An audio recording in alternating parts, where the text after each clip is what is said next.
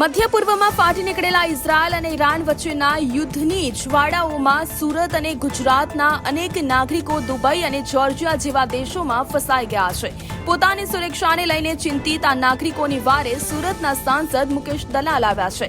તેમણે તાત્કાલિક અસરથી વિદેશ મંત્રી એસ જયશંકરનો સંપર્ક સાધી ઈમેલ દ્વારા લેખિત રજૂઆત કરી છે કે ભારત સરકાર આ મામલે તાકીદે હસ્તક્ષેપ કરે। મુકેશ દલાલની સક્રિયતાને પગલે દુબઈ કોન્સ્યુલેટ જનરલ દ્વારા પોઝિટિવ પ્રતિસાદ મળ્યો છે। હાલ ત્યાંની ભારતીય એમ્બેસીને સક્રિય કરી ફસાયેલા લોકોની સલામતી સુનિશ્ચિત કરવાના प्रयासों तेज કરવામાં આવ્યા છે। यूएसए, इजराइल और ईरान के युद्ध के कारण हजारों की संख्या में भारतीयों, जिसमें कई गुजराती भी शामिल है, वो लोग इसमें मिडल ईस्ट विस्तार में फंसे।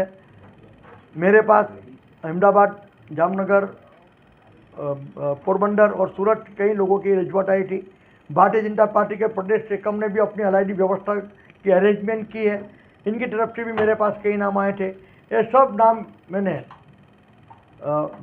विदेश मंत्री एस जयशंकर साहब को मेल द्वारा भेज दी है और मैंने डिमांड की है कि जो सब भारतीय जो ये युद्ध के कारण वो खाड़ी विस्तार में फंसे हैं, वो सबको बने जितनी हो सके वो झड़प से वो लोग वापिस आए, सलामती से वापिस आए और वहाँ इनको कोई तकलीफ ना हो, ऐसी सब व्यवस्था अरेंजमेंट करने के लिए आप वहाँ की कंसर्न एम्बेसी को सूचना करें, ऐसी मैंने मांगनी की है।